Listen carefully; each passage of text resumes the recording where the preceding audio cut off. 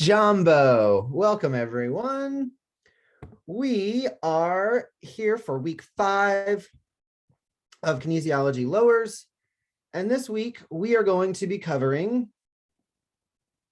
boom, the posterior lower leg. So now we are looking at the muscles of the calf. We've done the thigh, front and back. We've done the hip, front and back. Now we're getting down to the calf.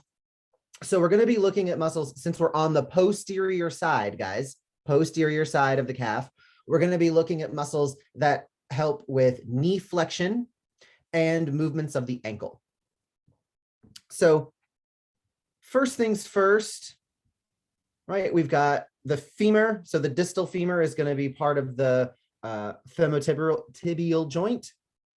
We have medial lateral condyles, medial and lateral supracondylar lines. We've also got a little bit of patella, base at the top, apex at the bottom, the pointy side. Now in the tibia, the large flat section on top is the tibial plateau. The tibial plateau is where the condyles of the femur articulate. So the tibial plateau is just the superior surface. It is the superior surface of the medial and lateral condyles of the tibia. We're already familiar with the tibial tuberosity. That's the very prominent landmark on the anterior side. But what we're really looking at are going to be the landmarks on the posterior side, the most notable of which is the soleal line. So I'll pull up our anatomy app. Let's take a look at the tibia, posterior side. And you can see that soleal line, that diagonal ridge running down the posterior tibia. So the soleal line is named for the muscle that is anchored there, which would be the soleus muscle. We also have the fibula running alongside the tibia. And then down at the bottom, we have the medial and lateral malleoli. It's the plural word for malleolus. Those are the big bony ankle bumps you have on either side of your ankle. So medial and lateral malleolus, the soleal line, major landmarks here. Down into the tarsals, right? The tarsals of the ankle. The most superior tarsal is the talus. The talus is the one that articulates with tibia and fibula. So that joint with the talus is the joint that will allow you to do plantar flexion and dorsiflexion. Calcaneus is the heel bone, right? And then we've got the navicular, the cuboids down below. No, sorry, cuneiforms down below, and then the cuboid on the lateral side. And I'm sure we've already covered foot bones at this point, so these names shouldn't be very, very new to us. But since we are looking at the foot, there are several other key structures that we just want to be aware of. Most of these are going to be retinacula. So what a retinaculum is, and I'm going to switch back to my anatomy app real quick. We'll throw some connective tissue on here so we can start to see how this connective tissue is wrapped around the ankle. And what we're looking at here are these structures. So a retinaculum is going to be a dense strip of connective tissue, which basically just serves to strap everything down, right? You ever have to pack a truck full of stuff and you run your straps over top of it just to keep everything piled down? That is a retinaculum. What we are keeping strapped down are going to be, if you look at this structure, all of those tendon sheaths, the outer lining of all of the tendons that have to run through the ankle. We just want to keep them all strapped in nice and tight. So we have several retinacula around the ankle. And on the anterior side, we have the superior extensor retinaculum, and we have the inferior extensor retinaculum. We will keep in mind, guys, these are extensor retinacula because the tendons that are running to the toes, those are going to be the extensor muscles of the toes. So they raise the toes up, extensor muscles. We will also be able to pretty much guess. Here we have another one. Right there, there is the flexor retinaculum, because all of the tendons for the flexor muscles run deep to that retinaculum.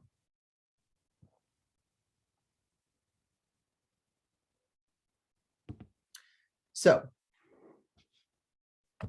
extensor retinacula cross the anterior ankle, where all the extensor muscles go. The peroneal retinacula would be on the lateral side, from the calcaneus to the lateral malleolus, stabilizing the peroneal muscles. The flexor retinacula is on the medial side, from the calcaneus to the medial malleolus, stabilizing the flexor muscles.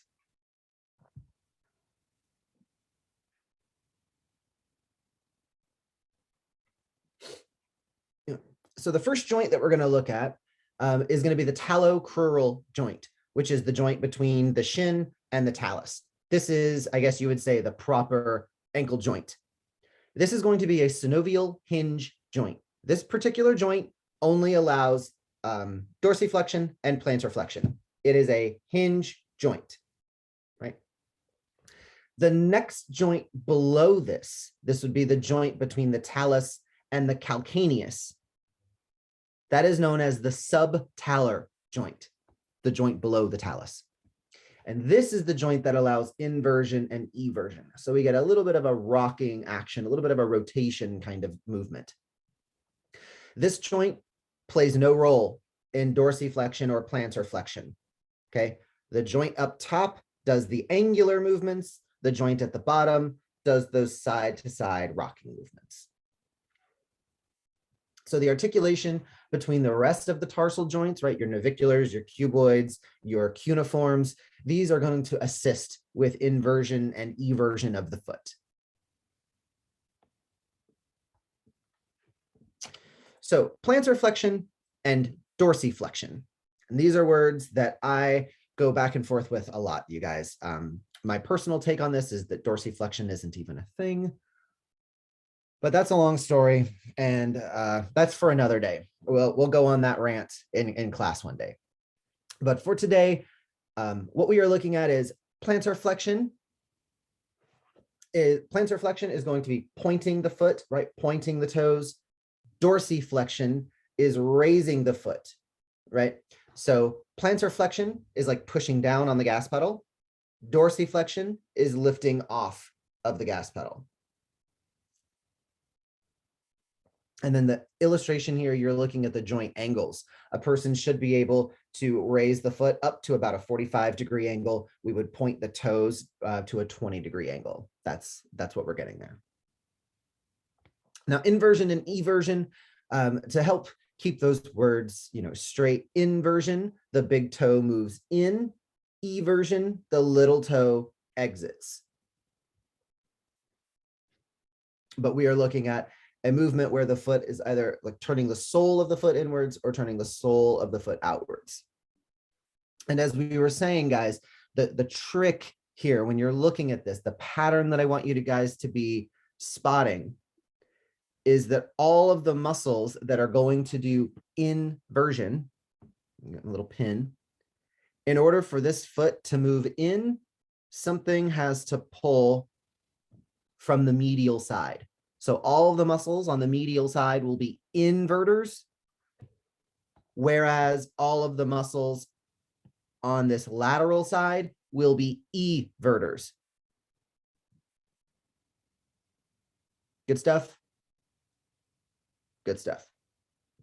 Now, turning, oops. I'm just going to move this foot just a little bit more. Now, in order for us to plantar flex or dorsiflex, in order for us to dorsiflex, to lift the foot off the floor, all of those muscles are going to be anterior. In order for us to point the toes and raise up onto our tippy toes, those are going to be the posterior muscles. They will pull up on the calcaneus, and when the calcaneus goes up, the toes will roll downward. So we have our dorsiflexors on the front side, plantar flexors on the posterior side.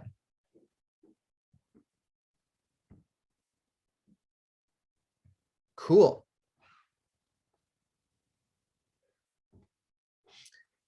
Next movements, we will go down to the toes. So looking at the toes, extension would be raising the toes up off the floor.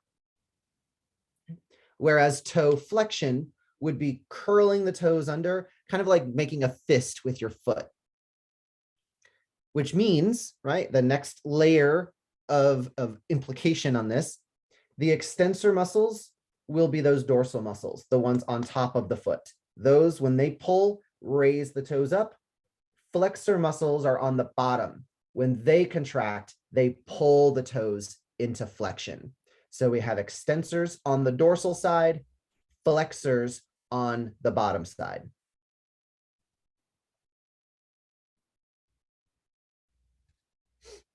Good stuff so far?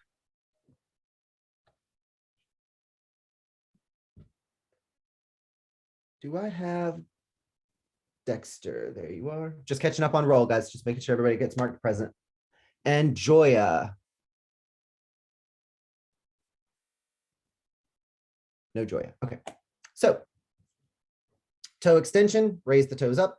Toe flexion, curl the toes under.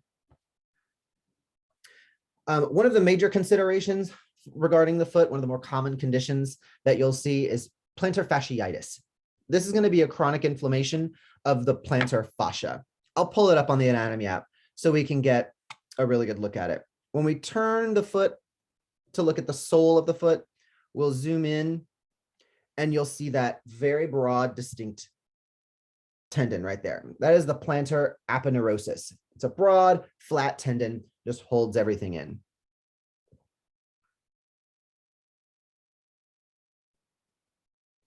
You'll also see this kind of transparent, that little thin, faint green membrane. That's just more of the plantar aponeurosis, like the medial portion.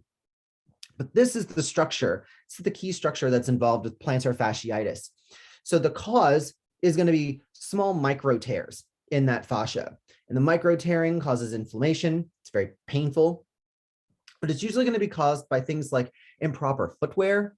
It will also be caused by the kinds of repetitive movements, like constant plantar flexion. So someone who stands up on their toes a lot, you see this a lot with dancers. You see this a lot with runners. You see this a lot with any kind of job that involves like raising up on the toes or lots and lots of walking and running. Also, you'll see it a lot with people who have to squat a lot. So when they squat down, their foot plantar flexes and they raise up onto their toes, and that brings the ankle into dorsiflexion, which puts strain on that fascia. So bending the foot and toes upward towards the shin, it's micro tears on this fascia. It's worsened by a tight Achilles tendon. It's worsened by improper footwear, and then prolonged postural habits that cause consistent plantar flexion. As with any kind of itis, it's inflammation, which means there are certain ways that we want to go about doing this. We treat inflammation with ice, not heat. Do not put heat onto inflammation. So cold towels, wrap the foot. I'll do lots of stripping with the thumb, lots of stretches to try to get the foot nice and stretched out. But if someone is having like an acute attack of plantar fasciitis, just be aware it's very painful. So if they're actively having pain, don't go pushing on the bottom of the foot. It's going to hurt. It's going to hurt.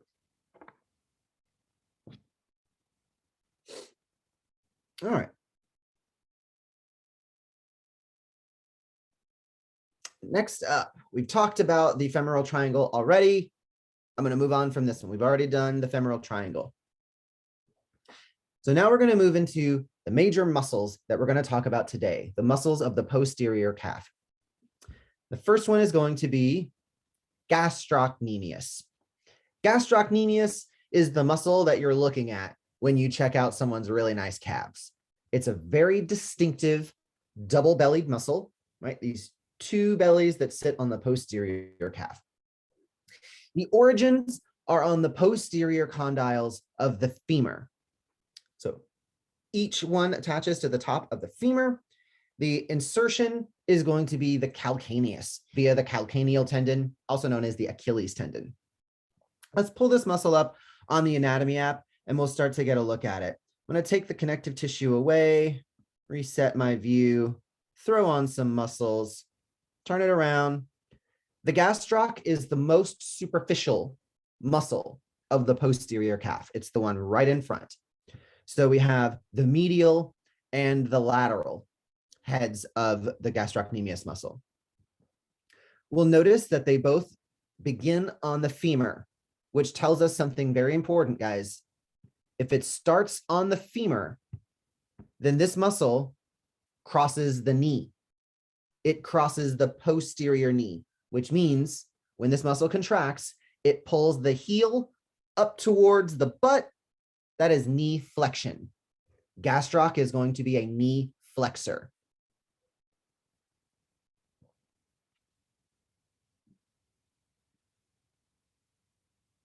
So origin, posterior condyles of the femur, both medial and lateral, crossing the posterior knee, that tells me knee flexor. This muscle continues down, becoming the Achilles tendon. And then that Achilles tendon will insert onto the calcaneus. This is why the Achilles tendon is also known as the calcaneal tendon. But that insertion right there tells me something else. This muscle crosses the ankle on the posterior side. So when this muscle contracts, it's going to pull up on the heel, which causes the toes to drop down, pointing them towards the floor. That is plantar flexion. Come on. There we go. Beautiful. Pulls up on the heel, causes the toes to point downwards.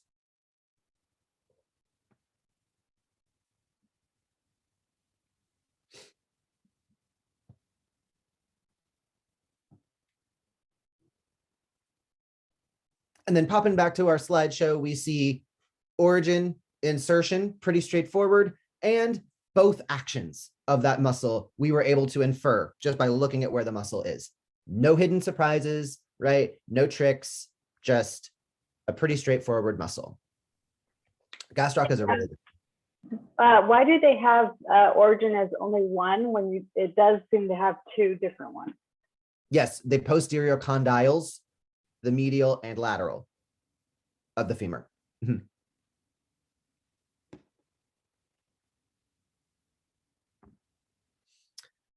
All right, next is plantar. Nope, sorry, I skipped one. Soleus. So the soleus originates along the soleal line. That's that distinctive kind of a ridge running diagonally on the posterior side of the tibia. The soleus is the muscle that is deep to gastroc. So we turn the calf to the side. So you start to see all these layers of muscle. There is our gastrocnemius, superficial, right on the surface. Soleus is the next deep one. Soleus sits right there. And I'm just going to isolate this muscle so we can see it starts along the soleal line of the tibia, as well as the posterior aspect of the head of the fibula.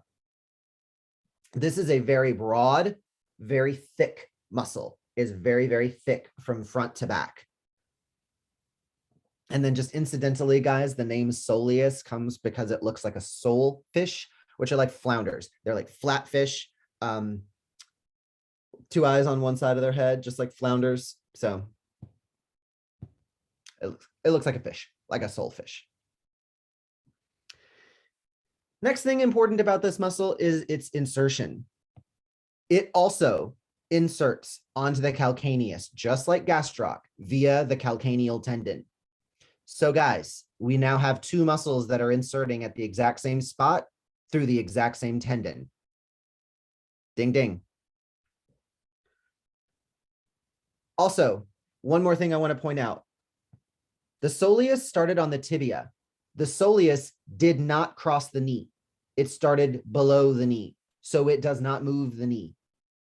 It only crossed one joint, and that joint is the posterior ankle, just like the gastroc. So soleus only gets one action, and that is going to be plantar flexion. Its only action will be plantar flexion.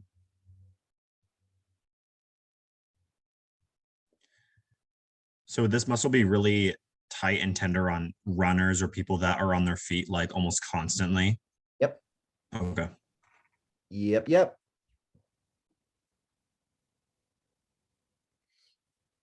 So origin of the soleus, we have the soleoline and we have the posterior head of the fibula.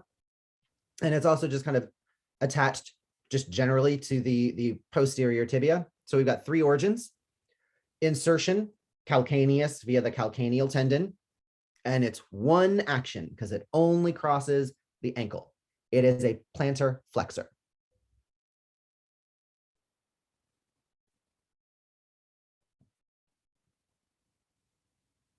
Good stuff? All right, good stuff.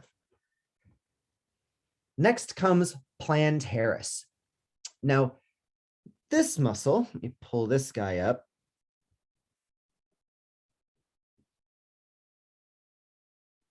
Nope, that's Popliteus.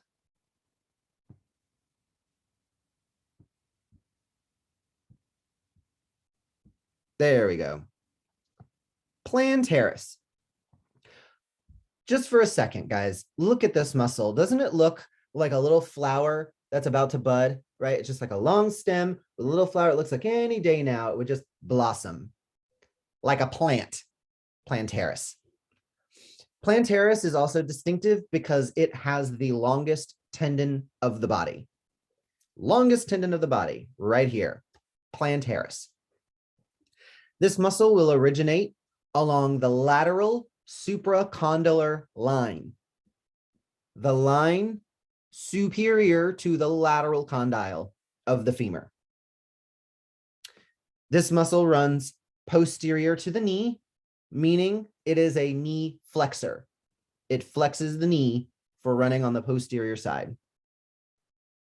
Short, chunky little muscle belly, but that tendon runs all the way down to the ankle, also inserting on the Achilles, on the calcaneus via the calcaneal tendon. So right here, guys, red alert. We have just seen three separate muscles, all of which become the same tendon and insert at the same spot.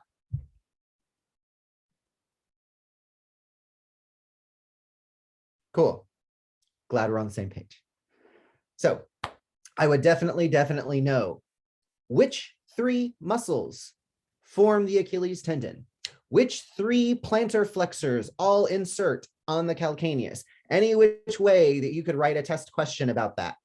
Three separate muscles: plantaris, soleus, gastrocnemius. Those three muscles form the Achilles tendon. They are all plantar flexors.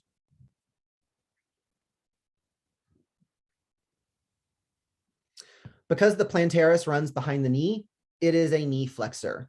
And because it inserts via the calcaneal tendon, it is also a plantar flexor.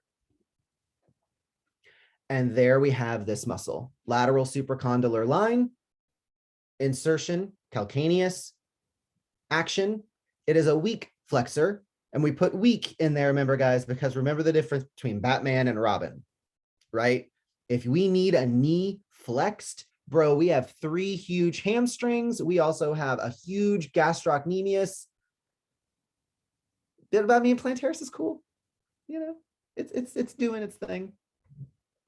It is also a weak plantar flexor. Remember, it's a weak actor because a tiny little muscle doesn't ever get to be the prime mover of anything. It will only ever be a Robin. Good stuff. All right, last muscle of the day, popliteus. Popliteus is a very interesting little muscle, short little triangular muscle arranged diagonally on the posterior knee. It starts at the lateral epicondyle of the femur, a small little bump, swoops around medially and inserts along the posterior surface of the tibia, just above the soleal line. So looking at this muscle, we realize that number one, it crosses the posterior knee. That means it's going to be a knee flexor. Second thing I notice is that it runs at an angle, and that tells me it's going to rotate something. So if it pulls its insertion on the tibia toward its origin on the femur, that is going to create a medial rotation of the tibia. The tibia will medially rotate very slightly.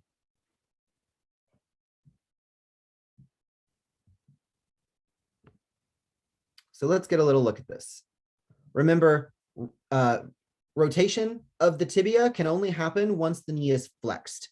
So first we have to bring the knee into flexion, and then very slight little turn. We flex the knee and then little turn. I'll turn this around to the backside so we can see there.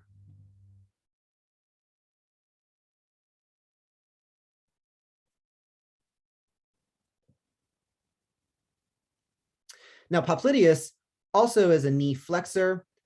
However, it does have something pretty important about it. Where is this muscle going? Oh, it's deep in there.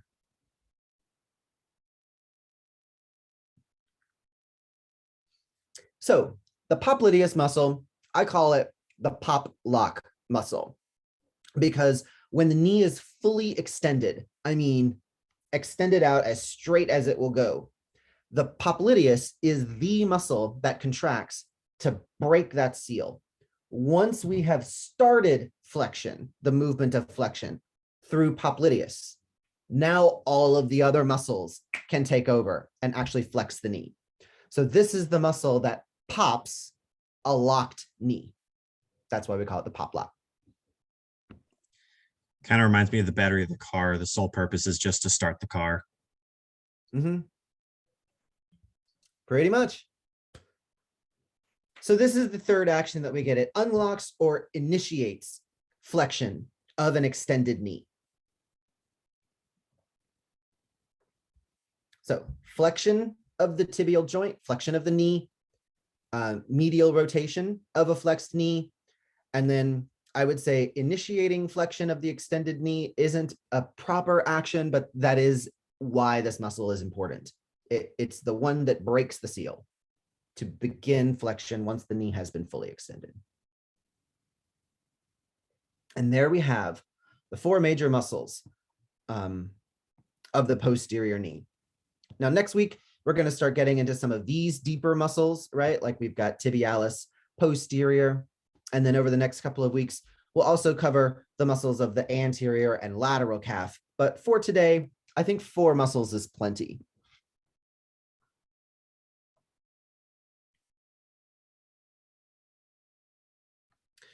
So, any questions over what we've covered so far today? No questions so far.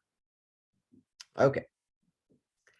After class today, I will recalibrate the dates for the midterm. That midterm should open today, and we will close it. Let me double check what that thing was supposed to do.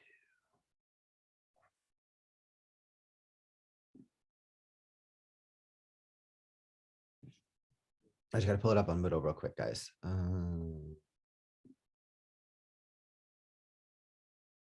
Yeah, we'll open it up today and it will close right when class starts this week. So you guys will have from today until 2 o'clock on Thursday to get that midterm done. And it's 30 questions. Cool, cool. Just a side note, I just had a kind of an off question, kind of an exercise physiology question. I'll try. Go ahead. The gastrocnemius. Yeah.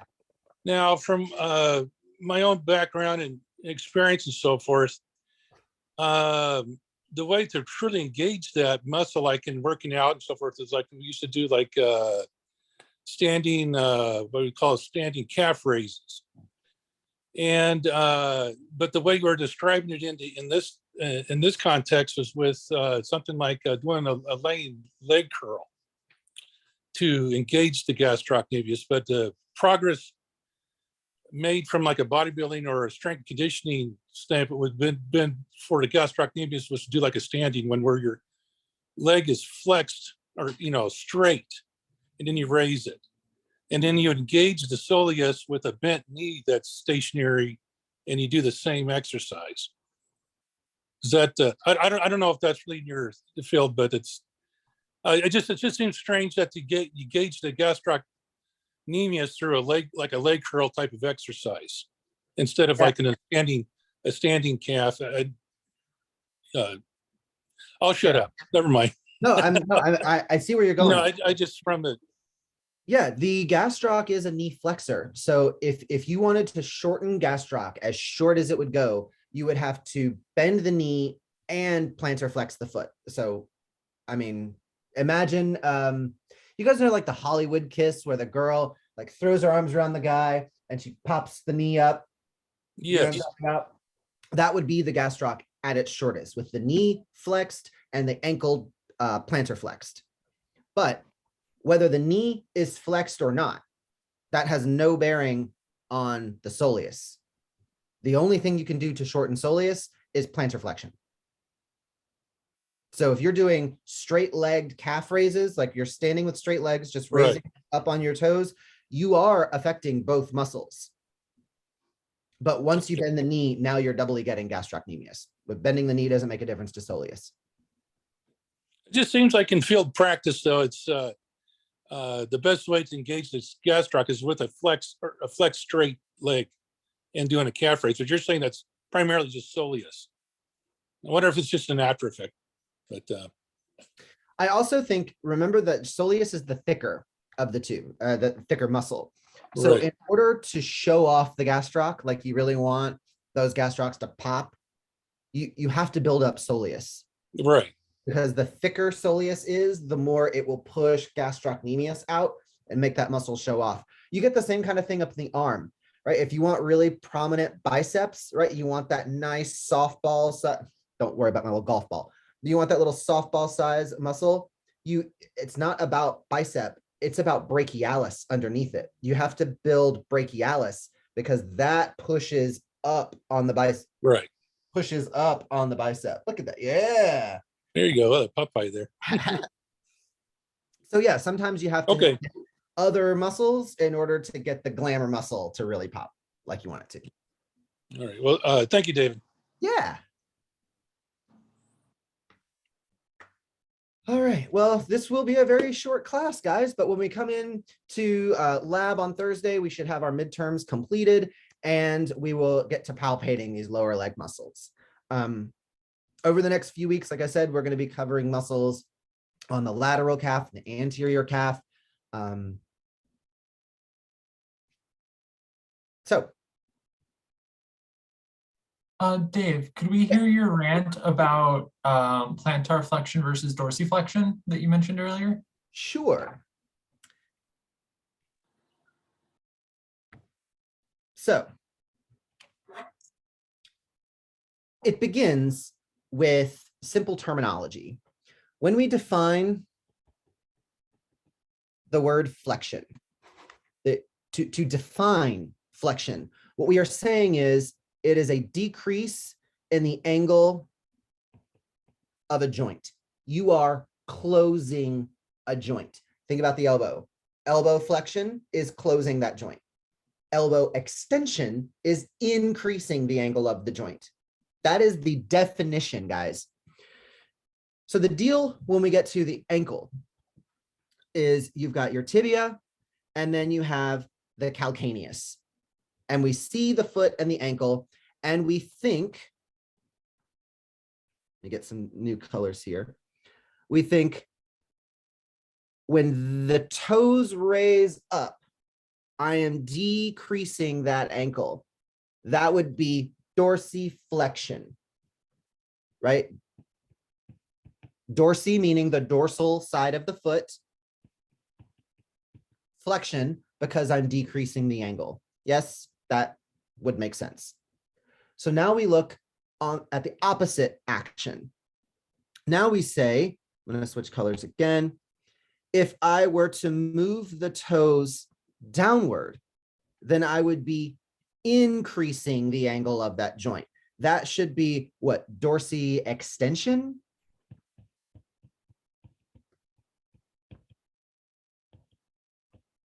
But just to clarify, guys, real life, dorsiflexion, that is not a word. That's not a thing.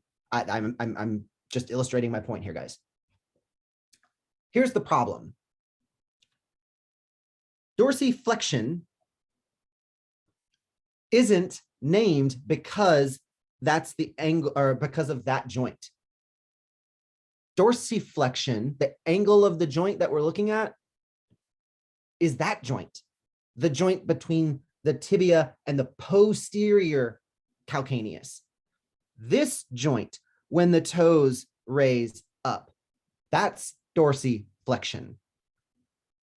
So when the heel raises up, the toes get pointed. That is dorsiflexion, which means naturally that when the heel drops down, that should be plantar extension. But that's not what they named it. We went with dorsiflexion and plantar flexion, but you can't have flexion for both movements, right? This can't be elbow flexion and this is elbow flexion. That does not make sense. The reason that these words make no sense to me is because we named dorsiflexion looking at this side of the joint, and we named plantar flexion looking at this side of the joint. And you can't just decide to switch sides of the joint. You can't just do that. But they did. Nobody asked Dave's opinion before they named stuff. They just named it. So my rant is dorsiflexion isn't even a thing. If we're sticking by the book, it should be plantar flexion and dorsiflexion. But no one asked my opinion on these things. And again, dorsiflexion isn't even a word. The proper word is dorsiflexion, plantar flexion. My rant is you can't flex it both ways. One side's got to be flexion, one side's got to be extension. But there you go. There you have it. I hope that made sense. We should all sign a petition Yeah, we should. and change it. Yeah, letter to the editor, man. Let's do it. Thank you. I have similar views, but I like hearing other people say the rants that are in my head. Yeah, I mean, if we're gonna be technical and we're gonna go through the body and name certain things, you have to be consistent. You have to consistently apply those definitions. You can't just all of a sudden get to one random joint and be like, you know what? Nah, we can flex both ways. Yeah, dorsiflexion, plantar flexion works for me. Does not work for me. Does not work for me. So my thing is you would either have dorsiflexion and plantar extension, or you would have plantar flexion and dorsiflexion. You got to pick one. You can't have it both ways. Maybe they looked at it from the heel and then the pointy toe one, where your foot dorsiflexion, and then the other one is also a flexion, just on a different part of the joint. Yeah. But like that's the thing that irritates me is, so plantar flexion, right? We're reducing the angle of that joint. That joint angle is being reduced. But then when we say dorsiflexion, now we're reducing that joint angle. And you can't just swap back and forth, right? This joint angle is flexed. This joint angle is increased. It's the same. We're looking at the same joint angles. You can't just hop to the other side of the joint to start measuring. That's my beef. That's my rant. The anatomy books do not agree with me, for the record. The anatomy books will all tell you that that's the way it works. My thing is just it's inconsistent. It's inconsistent with how we talk about joint movements for every other joint of the body, except this one. This is the one that flexes both ways, and we don't know why. It just does. let me clarify that. The joint does not flex in both ways. Our terminology classifies it as flexion. It's our words, right? Remember, the body doesn't give a shit what we call it. The body does its thing. We are the ones that go around putting names and labels and dotted lines on things and whatever. So we are the ones that are calling it flexion for both kinds of movement. And in this way, our application of our terminology is inconsistent. That's my beef. That's what's stuck in my craw. We were just consistent. But anyway, that's it. That's my rant. Dorsiflexion. Okay, guys. So key takeaways from today's lecture. What is it that we really need to walk away from this lecture knowing? I would say, please be aware that there are two separate joints on the talus, right? The one above and the one below. Know what kind of movements you get from each joint, right? The top one is plantar flexion, dorsiflexion. The bottom one is inversion, eversion. I would also want to make sure that you know the names of those joints, the talocrural joint and the subtalar joint. Please also make sure that we are fully versed in the names of the movements of the ankles and toes, right? Dorsiflexion, plantar flexion, toe extension, toe flexion, inversion, eversion. Next, we have covered origin, insertion, and action of 4 major muscles of the posterior calf. We covered gastrocnemius, right, which is the only one that crossed the one that crossed the knee. So it's a knee flexor and a dorsiflexor. Sorry, plantar flexor. Sorry, plantar flexor. We covered soleus, originating on the soleal line. This muscle does not cross the knee, so it is only a plantar flexor. This would also be the thickest muscle of the lower leg. The plantaris muscle, claim to fame, longest tendon in the body. That tendon runs almost the entire length of your calf. The belly of the muscle is only a couple inches long. It sits right behind the knee. The rest of it is tendon. This is also the third muscle that inserts via the same tendon on the same spot of the calcaneus. So this is the 3 muscles that form the Achilles tendon: plantaris, gastroc, soleus. The 4th muscle that we covered was popliteus, the one that pops the lock on a locked knee. It is the muscle that initiates knee flexion from a fully extended position. And this one started on the lateral epicondyle of the femur and inserted on the posterior proximal aspect of the tibia. This one will do knee flexion and medial rotation of a flexed knee.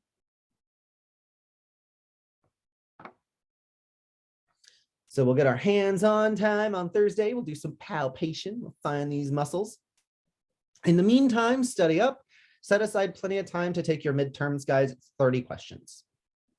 And those will be due, when do we have class? Thursday, 2:30 p.m. on Thursday. All right. Final thoughts. Any more questions? Everybody have a good week off? I got to see Odell Beckham Jr. get an ACL tear in the Super Bowl. That was pleasant.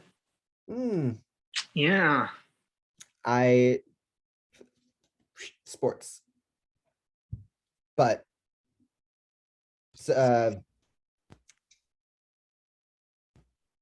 was Oh yeah, because who is this guy? I didn't. I watch the Super Bowl too, and I don't get football. I don't try to understand football. I just go there for the food. But when he fell, point you're talking about, Dexter, I was like, oh yeah, you know why? Because there's a tendon. I went into all of it. No one cared, but I entertained myself. It's the crucifix muscle or ligament, the crucifix ligament. Yeah, ACL, anterior cruciate ligament. Yup. Yeah, no one cared. I'm like, yeah, because it's turning and like blah blah blah blah. Yeah. Usually it's because the knee got bent laterally. Right, like the knee got bent to the side in a way it's not supposed to bend. Posterior cruciate ligament tears usually happen when the knee becomes hyperextended, so the knee gets bent backwards. Again, in a way it's not supposed to bend.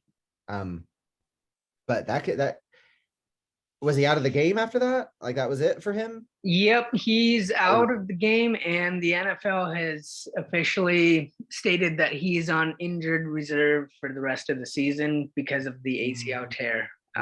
So yeah, major. I hope he recovers because that might be his football career. Yeah, because He might have to ACL go- is a big one for football people. So I wild didn't world out realize there. that- I didn't even realize the Super Bowl was this weekend until a couple of days ago. I'm not a sports guy. I do it for the sports and also because, it's interesting to see these big muscles basically be put on show and beat up for entertainment. Yeah, That's how I see it. I get it. Oh God, Rams won. Was everybody rooting for the Rams? Bengals. Bengals? I honestly couldn't tell you the difference. I usually just go by like the teams for real in the wild, like who would win in a fight, a Bengal or a Ram? I'm like, probably Ram. Tiger versus a Ram. Okay. But there is one other thing. So in class, we're gonna be palpating the popliteus. We're going into kind of like, are we gonna go into the origin and insertion for that? As best as we can. It's a Okay. short, deep muscle. Yeah, because I was like, how do you do that one? And also like this really smaller one with the larger tendon, we're gonna have to find the main body of that, right? And not just the tendon. You can find it in the back of the knee. It's deep to a lot of stuff. So we'll have to be a little careful what we're feeling to make sure we're actually on the right spot. But yeah, you should be able to feel these muscles. Neat. Awesome. Well, guys, that's everything we have for today. Right after this class, I'll get into Moodle and I'll start changing those dates. So give me literally like 5 minutes and you guys should be able to open up the midterm on Moodle. And again, that will close when we come to lab this week. Good stuff. I had a real fast questions for muscle cards. Are the adductor like the adductors due this week? Are those the muscle cards that Yeah, are due those this are the week? ones we palpated last week. Yeah, That's or what 2 weeks ago, but yeah. Those are the cards that are due this week. Yes. Okay, cool. Just wanted to confirm. Yeah, we literally just paused everything. So imagine that week that we didn't come to class, just if it didn't happen, we're just picking right up where we left off. Everything just got pushed back a week. Yep. Adductor muscle cards. I'll see you guys on Thursday. All right. Have a wonderful afternoon, everybody. Enjoy your Monday. I will see you guys all later this week. All right, thank you. Have a great Valentine's Day. Happy Valentine's Day. Thank Happy you. Orion's birthday.